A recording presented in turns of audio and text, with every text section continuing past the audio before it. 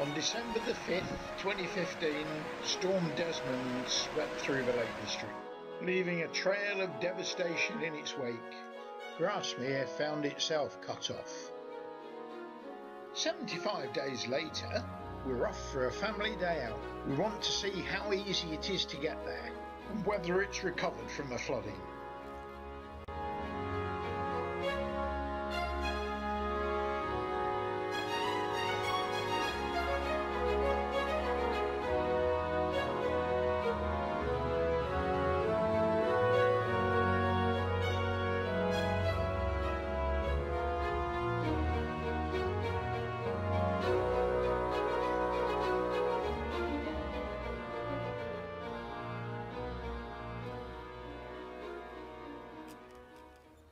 It's taken 20 minutes to get here from Windermere, no hold-ups of any kind, and there's Grasmere Lake. Looking as magnificent as ever. So, here's the plan. We're going to start by taking a walk around the lake, hopefully wear the kids out a bit, then we'll have a spot of lunch, then have a browse around the village. What could possibly go wrong? The day's got off to a peaceful enough start. Across the fields there, the big white house is called Allen Bank. The Wordsworths lived there for a while, but William didn't like it much. Evidently it was too difficult to heat. Hardwick Rawnsley, one of the co-founders of the National Trust, also lived there. When he died, he bequeathed it to the Trust. It's open to the public for much of the year, so when you visit Grasmere yourself, you'll be able to come and have a look round. Nice view of Silver Howe there. Now here's an idea. Instead of walking, we could row round the lake.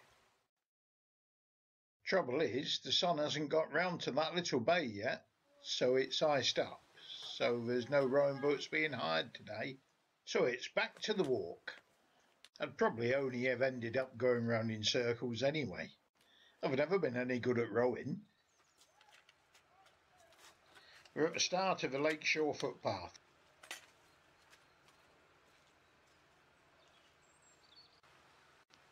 It's also time for a gingerbread stop, I think. How about that for a view? At least 9.5 on the Oceanometer, I think. The sun's breaking through nicely. Where's it going?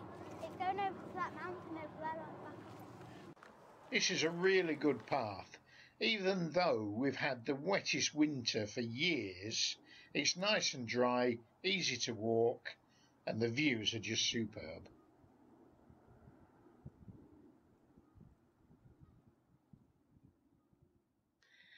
Although the sun's not quite got round to this bit yet.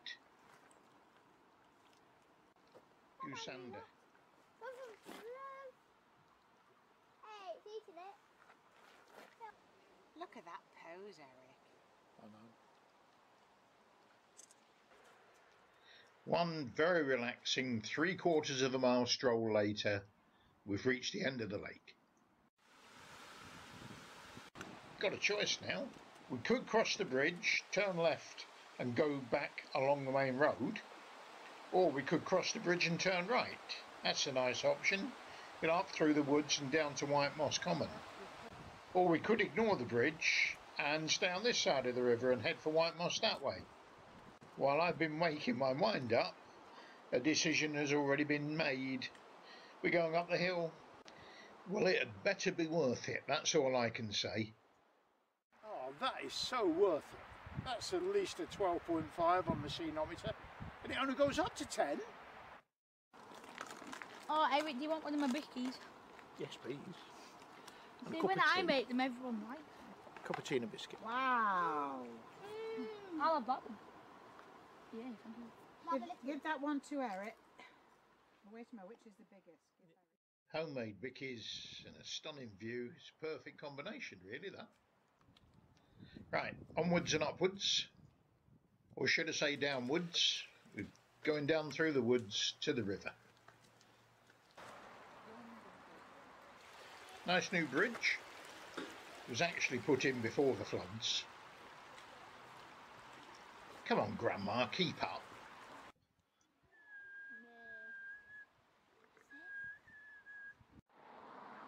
We've got one last view to check out. Up this road, then right when we get to a seat and head across the fell.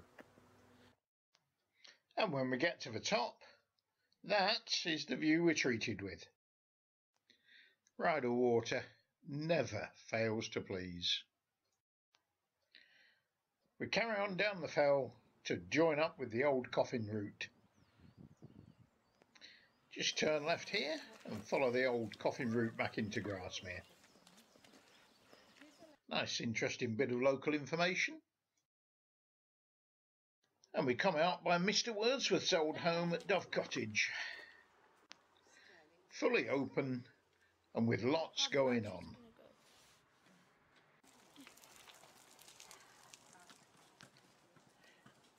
It's fully open. In fact, if these boots were not muddy, I think we'd be off now to get our tickets.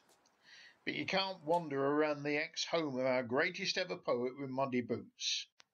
So it's back into Grasmere village to find ourselves a tea shop.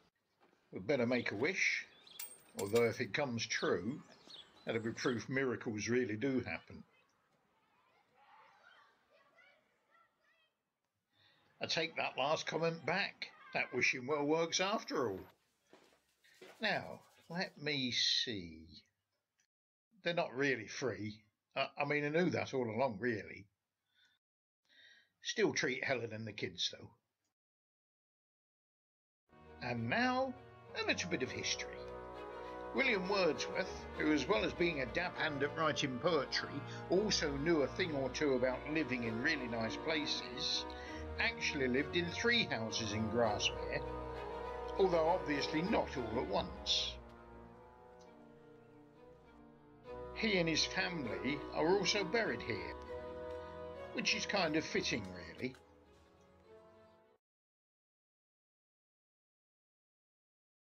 It's a surprisingly simple memorial for a man of so many words. Now, there's a delicious smell coming from the far end of the churchyard. Seems to be a bit of a child magnet. It all smells rather nice, a bit like my granny's kitchen used to smell on baking day. Kind of yummy and welcoming.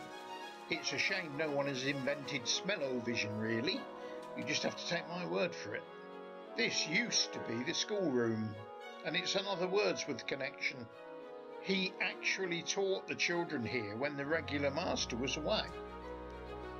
And while I've been standing here talking to you, it seems that we've become the owners of some traditional Grasmere gingerbread.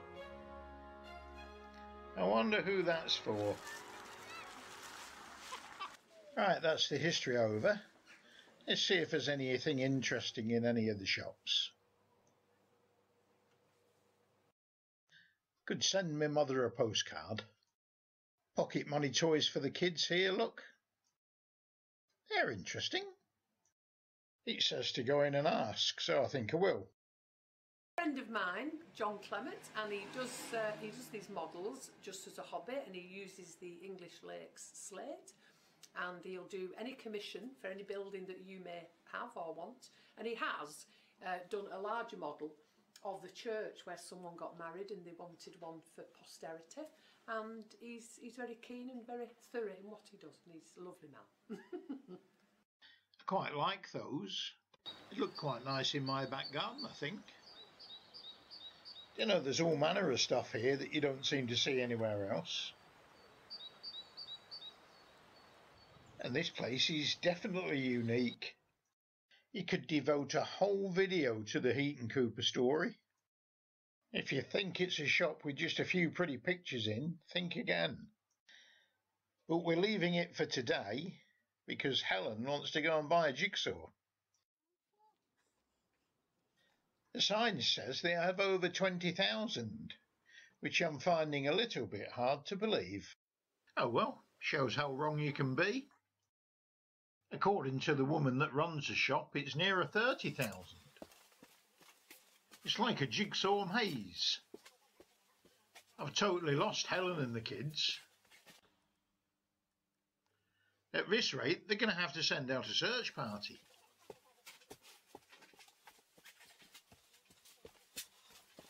For me. I'll find my way out sooner or later. Hopefully, Helen has found what she's looking for. Free at last.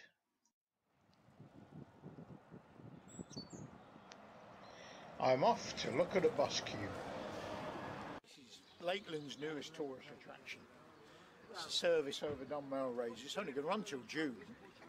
It's a bit of a novelty, really. The A591 north of Grasmere is still being repaired following the storms. A temporary road has been constructed to allow this shuttle bus service to link Grasmere and Cottage. Bus enthusiasts everywhere, take note. We're going to start to make our way back to the car park after we've had a cup of tea and a piece of cake. And I'm reliably informed that that's not all that's on offer in this little cafe. Although I have to admit, I certainly didn't expect the treat that was in store for us. In this cafe, the owner will sing you a song, and if I hadn't forgotten to turn the microphone on, you'd be able to hear what she was singing. Take it from me, it was very good. Now, this must be the smallest shop in Grasmere. Even so, it's packed full of goodies. What kind of dog's that? There you go. It's a sheepdog. Okay, I know, it's not really, I know. Now that has to take the prize for the most inventive sign of the day. Although that looks quite intriguing, I think we'll check out the website. This is the National Trust shop. Interesting that they've got garden things outside, because just over 100 years ago, this was where Hayes started out. They now have a big garden centre in Ambleside, of course. Although just round the corner from the National Trust shop in Grasmere is Grasmere Garden Centre. So where are the kids? Just on the playground. They've had a lovely day, haven't they? Had a great time. Yeah. And I've learned something about Grasmere today I didn't realise. Because all the marketing for Grasmere is Wordsworth and the Gingerbread and Heaton Cooper, and they're all brilliant. But actually what we've seen today, I mean, the shop's selling jigsaws, 30,000 jigsaws. It's amazing. There's that little honey shop. I had no idea all these places existed. I just think it's a wonderful place to come for a family day out. It's certainly been a day of surprises, and I've been given some footage that shows a side of Grasmere that I can hardly believe. These shots were all taken less than 100 yards from the church in the middle of the village. All shot at the start of this year by a local householder. They show an otter playing in the river, a stag on a lawn, and a cheeky red squirrel stealing some nuts. All proof that there is an awful lot more to Grasmere than William Wordsworth and gingerbread.